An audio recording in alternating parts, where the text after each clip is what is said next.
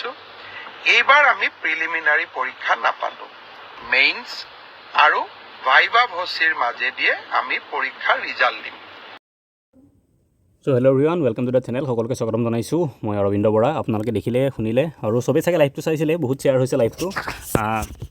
মই চাই আছিলোঁ লাইভটো। তাৰপিছত এতিয়া ভাবিলোঁ আপডেটটো দিওঁ আপোনালোকক। পৰীক্ষা কনফাৰ্ম হৈ গ'ল যে যোৱাবাৰৰ নিচিনাই হ'ব, ঠিক আছে। প্ৰিলিমছ নহয়, মেইনছ আৰু ভাইভা মানে গ্ৰেড 4ৰ কাৰণে ভাইভা হ'ব আৰু গ্ৰেড 3 কাৰণে স্কিল টেষ্ট হ'ব যোৱাবাৰৰ নিচিনাকৈ। তথাপিও আৰু ডিটেইলছ যিখিনি আছে সেই কথাখিনি আমাক SLRC ইয়াৰ পিছত জনাব বুলি কৈছে। চিফ মিনিষ্টাৰে কৈছে যে তেখেতে আৰু এতিয়াৰ পৰা এইবিলাক বিষয়ত বিশেষ তেওঁ হস্তক্ষেপ নকৰে।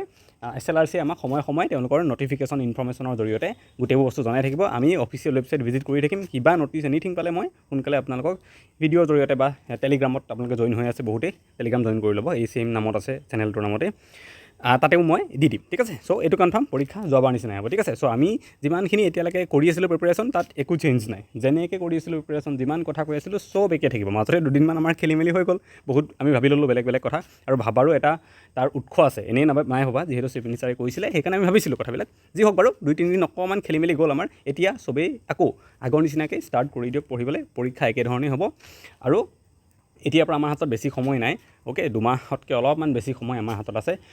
যিসকলে এতিয়া পঢ়িব আৰম্ভ কৰিছে বা ভালকৈ এতিয়াও পঢ়া হোৱা নাই, মই তেওঁলোকৰ কাৰণে এটা ডিটেইল ভিডিঅ' আজি ৰাতি বা কাইলৈ ৰাতিপুৱা কাৰণে মই এটা ভিডিঅ' লৈ আহিম আপোনালোকৰ কাৰণে ডিটেইলছত, ঠিক আছে। এইকেইদিনত যদি পঢ়া হোৱা নাই, কেনেকৈ কৰিব পাৰে, কি কৰিব পাৰে, আপোনালোকে চাব, বহুতখিনি আইডিয়া পাব। মোৰ ভিডিঅ'বিলাক যদি আগতে চাইছে গম পায় কিমান সহজকৈ মই কৰি দিওঁ। তেনেকুৱা এটা ভিডিঅ' বাৰু আনিম। এতিয়া আমাৰ মেইন কথাটো কি হ'ল যে যোৱাবাৰ নিচিনা পৰীক্ষা হ'ব, আমি যোৱাবাৰ নিচিনা পঢ়িব লাগিব, একেই হ'ব। আৰু চিলেবাছৰ কথা এটা ইয়াতে কিন্তু এতিয়াও আছে, ঠিক আছে, যে চিলেবাছ কি হ'ব। যোৱাবাৰ চিলেবাছক লৈ পেলাই বিশেষ দিয়া হোৱা নাছিলে। Social science, English comprehension, current affair, aptitude, এনেকৈ 5টা টপিক মাত্ৰ দিয়া আছিলে, 5টা নে 6টা, আৰু ছ'চিয়েল ছায়েন্সো, ছ'চিয়েল ষ্টাডিজ দিয়া আছিলে, ঠিক আছে। তেনেকৈ চিলেবাছ দিছিলে। ডিটেইলছত তাৰ ভিতৰত কি কিনো থাকিব, ঠিক আছে, সেইবিলাক বস্তু দিয়া হোৱা নাছিলে যোৱাবাৰ। চ' এইবাৰ কি কৈছে চিফ মিনিষ্টাৰে, যে চিলেবাছ 2-3 দিনৰ ভিতৰতে কি কৰিব, SLRC ফালৰ পৰা প্ৰকাশ কৰিব, অ'কে। চিফ মিনিষ্টাৰে নকয়, SLRC ৱেবছাইটত আপলোড হ'ব, তেওঁলোকে প্ৰকাশ কৰিব। আৰু আমি চিলেবাছটো যেতিয়া পাম আপোনালোকক দিম। পৰীক্ষা আমাৰ এটাই হ'ব, আৰু মেইন টাৰ্গেট আমাৰ সেইটোৱে, যিটো আমি ইমান দিনৰ পৰা প্ৰিপেয়াৰ কৰিছিলোঁ। আমি মক টেষ্ট যে বনাইছিলোঁ সেই পৰীক্ষাটোৰ কাৰণে বনাইছিলোঁ, আৰু তেনেকেই চলিব।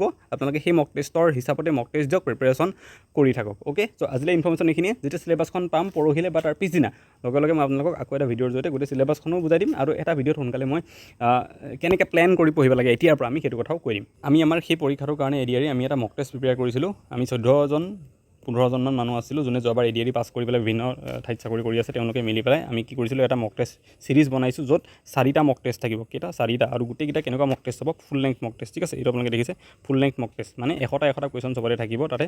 আৰু যোৱাবাৰ ADRE যিখন গ্ৰেড 3 পেপাৰ আছিলে গ্ৰেজুৱেট লেভেলৰ, সেইখন হিচাপত বনোৱা হৈছে। তাত যেনেকৈ কুৱেশ্যন আহিছিলে আমি তেনেকৈ বনাইছোঁ। মই এবাৰ দেখামো বাৰু। আৰু মই মেইনলি কওঁ, তাতে আমাৰ কি হৈছিলে, কুৱেশ্যন ছেকশ্যনটো যদি চাওঁ, আমি GK পৰা 50টা কুৱেশ্যন আহিছিলে, তো আমিও ইয়াতে 50টা দিছোঁ। ইংলিছৰ পৰা কিমান আহিছিলে, 20টা, আমিও 20টাই দিছোঁ ইয়াতে। ৰিজনিঙৰ পৰা 10টা আহিছিলে, আমিও 10টা দিছোঁ। মেথছৰ পৰা 20টা আহিছিলে, আমিও 20টা দিছোঁ। একদম ADRE পেটাৰ্ণত আমি চেবাৰ মডেল পেপাৰ বনাইছোঁ, ঠিক আছে। টোটেলি চেবাৰ পেপাৰ বনাইছোঁ আমি এখন। তো ইয়াতে আপোনালোকে চব চিলেবাছৰ টপিক আমি কভাৰ কৰিছোঁ, অ'কে। লগতে এনচাৰ কিউ দিয়া আছে। মই এবাৰ দেখাই দি আছোঁ কেনেকৈ আমি পেপাৰখন বনাইছোঁ। তো এইখন আমাৰ ডেমো মক টেষ্ট আছিলে, ঠিক আছে। এনেকুৱাই মক টেষ্ট আমি এটা দেখাই দিছোঁ। এনেকুৱা আৰু 3টা আছে, টোটেল 4টা, ঠিক আছে। আমি এইটো আমাৰ টেলিগ্ৰাম চেনেলতো ফ্ৰীকৈ এইটো মক টেষ্ট দিয়াই আছে। আপোনালোকে অলপ আগলৈ বিচাৰিলে পাই যাব।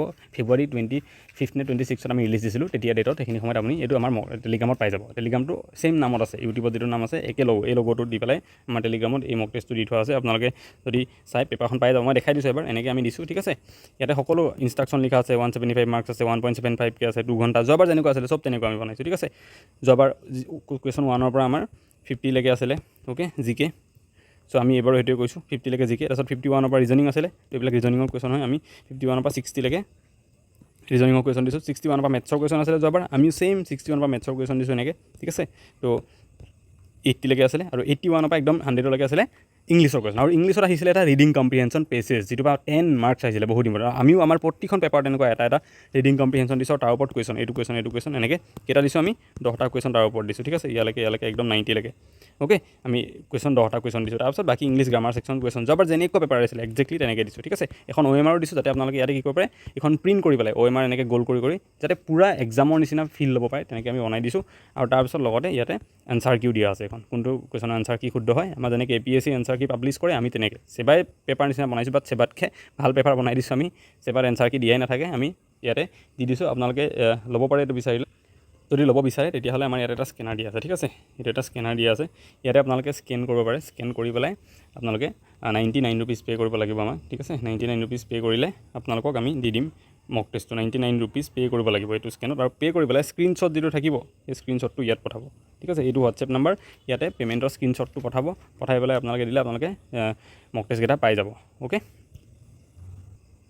লগতে আমি ছেইম পেটাৰ্ণত SI মক টেষ্টটো বনাইছিলোঁ এটা ইয়াতে ডিটেইলছখিনি লিখাই আছে আমি 3জন SI অলৰেডি ৰিটেন ক্লিয়াৰ কৰা কেণ্ডিডেটে মিলি পেলাই এই মক টেষ্টকেইটা বনাইছোঁ একেই চিৰিজ হয় আমি SI যি পৰীক্ষা আহি আছে এবাৰ হ'ব অ'কে কম দিনৰ ভিতৰতে এই 2024 ভিতৰতেই নৱেম্বৰ মানত SI পৰীক্ষাও হ'ব তো SI ৰিটেনৰ কাৰণে আমি এনেকৈ ছেইম 4টা মক টেষ্ট পূৰা SI পেটাৰ্ণ ফ'ল' কৰিছে এবাৰ মডেল পেপাৰ নিচিনা আমি বনাইছোঁ এক্সেক্টলি অ'কে এইকেইটা যেনেকৈ দেখালোঁ তেনেকুৱা হয় আপোনালোকে SIটো ল'ব পাৰে ঠিক আছে বা কোনোবাই যদি দুটাৰ কাৰণে প্ৰিপেয়াৰ কৰি আছে দুটাই লৈ পেলাই মক টেষ্টটো দি চাব পাৰে যে আপোনালোকে কিমান মাৰ্কছ পাইছে অ'কে এতিয়া যদি আপোনালোকে মাৰ্কছ কম পায় দুইখন পেপাৰতে যদি 70%তছে কম মাৰ্কছ পায় আপোনালোকে অলপমান আৰু কাম কৰিব লাগিব এই দুমাহে সময় আছে কিন্তু গতিকে এইটো বেষ্ট টাইম এবাৰ দি পেলাই চাই লওক কেনেকুৱা হয় যদি কমি আছে কিবাকৈ উঠাব লাগিব মাৰ্কছ নহ'লে আৰু পিছত এইটো চান্স নাহিব আকৌ কেতিয়া পোষ্ট ওলায় কেতিয়া কি হয় আমি গম নাপাওঁ ঠিক আছে যদি মক টেষ্ট ল'ব বিচাৰে ল'ব পাৰে আৰু কিন্তু এটা কথা ইম্পৰ্টেণ্ট মক টেষ্টটো আপোনালোকে পে'মেণ্ট কৰাৰ লগে লগে এটা কথা লিখি দিব যে আপোনালোকে কোনটো মক টেষ্টৰ কাৰণে পে'মেণ্ট কৰিছে SIটো নে ADR এইটো কথা এবাৰ মেনশ্যন কৰি দিব ত' আজিলৈ এইটো ভিডিঅ' ইমানে আকৌ নেক্সট ভিডিঅ'ত সোনকালে লগ পাম থেংক ইউ